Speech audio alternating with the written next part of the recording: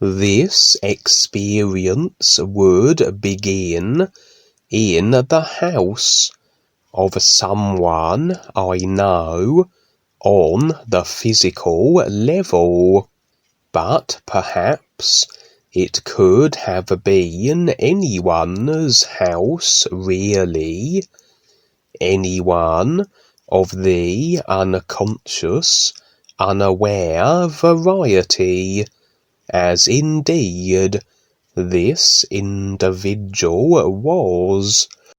For the unaware individual has been socially programmed and indoctrinated, placed in a very limited and restricted box of consideration and agreement, and hence an equally as limited and uninspiring cause and effect reality, designed and created generally by the controllers, with perhaps a little thrill-seeking self-desire that expresses itself in all the various unique ways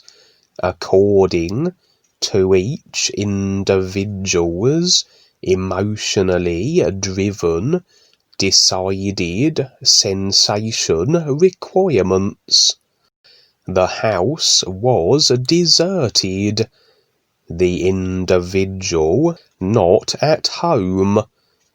On the real side, we would certainly expect to find the unaware individuals demonstrating their decided personal self-restricted reality by sitting in their houses, which are recreated as representing their unwillingness to venture beyond their self-decided and self-convinced bubbles of reality.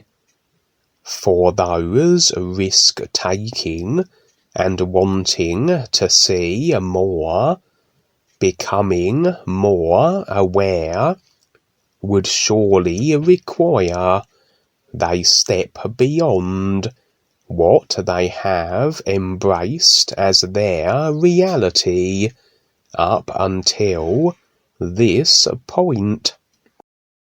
Life is big and endlessly so, and becoming more aware is a forever process of exploration and seeing more, the awareness stopping only when we establish a position, get comfortable, and lock ourselves into the position we have decided to remain at.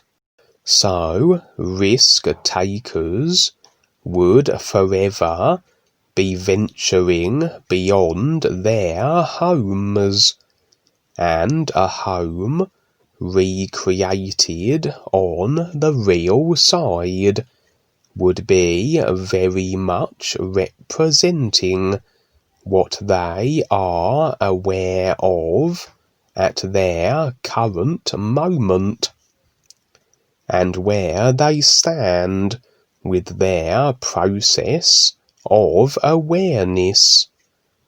At any moment and step of the way, we can become self-convinced, so may lock ourselves in our real side homes, satisfied with our positions as they stand. Perhaps this was a good thing then, that this individual wasn't at home, that perhaps they were indeed out gallivanting across the real side life is, exploring creation, perchance to become more aware. But something else seemed to have taken up residence in this vacated house, and appeared to be a small goblin-like creature. I bent down to examine said creature, as it stared back at me in turn. Immediately, and as an automatic process, the real awareness will be determining the intent of all individuals we encounter on the real side. Things are never always what they seem, what they appear to be to the personal self, and to experience on the real side through the personal bubbles of our created consciousness. We can be as misled and deceived on the real side as we can on the physical. For the veil of deception, the illusion of cyberspace, extends throughout creation, and is a decided and agreed upon overlayer that conceals the reality of creation and the actual deteriorated state it currently is in. With the awareness of our real awareness and our endeavours to stand in the nowness of our real awareness, beyond the illusory bubbles of our programmed and deceived personal selves, we can oversee creation to a greater and greater extent, and all deception, the reality of creation, and the real intent of all individuals we encounter, is laid bare and demonstrated. We will see the demons and reptilians in our midst, despite their apparent, to the personal self-perception only, human appearances, cheery countenances, and manicured suits. This little creature had no ill intent in his being, as he received my real awareness scrutiny and scanning. He must have stood but 1 foot in height, and had the kind of innocence you'd find with a child. He proclaimed that he was hungry, and seemed somewhat forlorn at an apparent lack of sustenance within this house. I would enquire as to his preferred choice of food, and he seemed particularly partial to some form of juice that he was accustomed to consuming. Indeed, this is all he would ever consume, and seems he always would find this juice in houses such as these, the personal self-houses on the real side. I would seek the juice he requested, but alas, could find none. He was rather dismayed, so I suggested we go into the back garden of this house to perhaps locate the juice he so desperately craved. I had the sensation, as we entered the back garden, as though we had passed across some invisible divide line into another dimension, perhaps.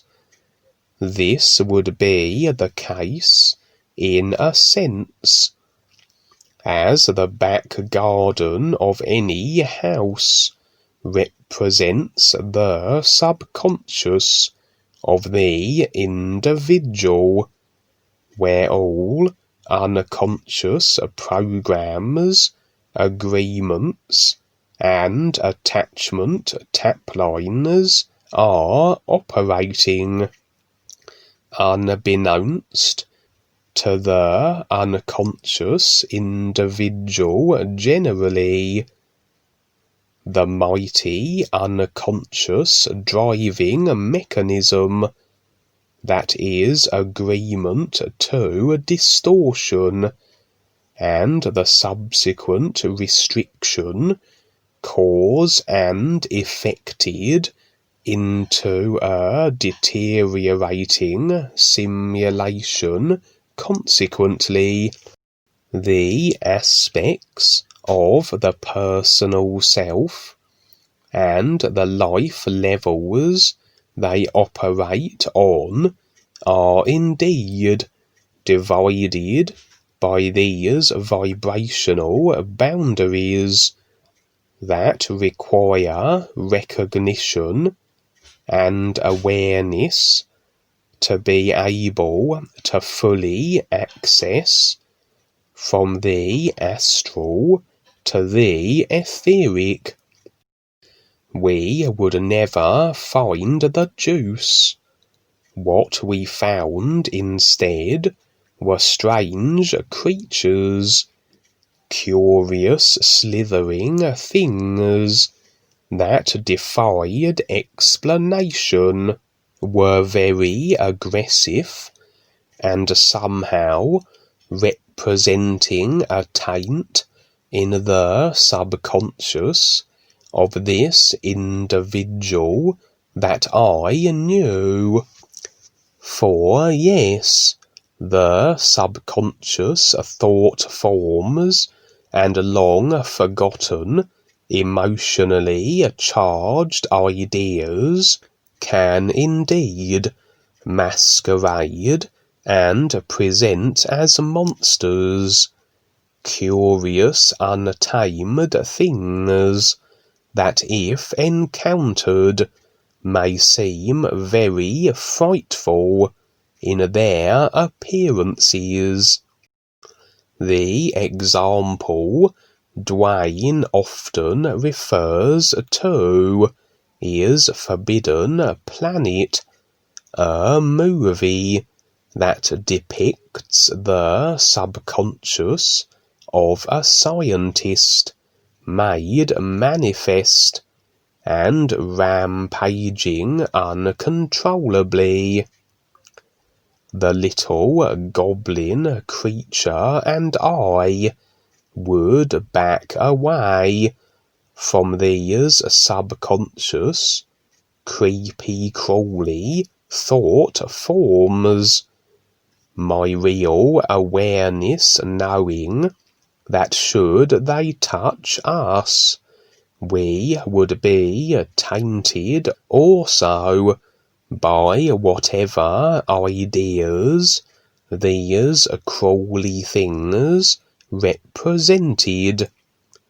I'm reminded of a real side experience where, on entering my sister's unconscious, I would become tainted by the environment, and on attempting to return to the personal self-conscious house of my sister, would begin to mutate. Fortunately, a guide would remove the taint and allow my safe passage back. We always are the products of our environment. Our personal selves become programmed and indoctrinated and socially aligned with whatever environment we find ourselves in each lifetime around. This was the demonstration in that experience with my sister, and the guide had to effectively facilitate the removal of the taint. More that he facilitated my ability to remove myself into my real awareness, more so that I could be objectively unafflicted by the environment, and in such a state of real being, one can move through any environment without becoming the effects of it. Instead of incorporating the taint into themselves and standing in the reality of the experience and the idea attachments we might add to it, and locking ourselves in further, that one would more so if they were in their personal selves.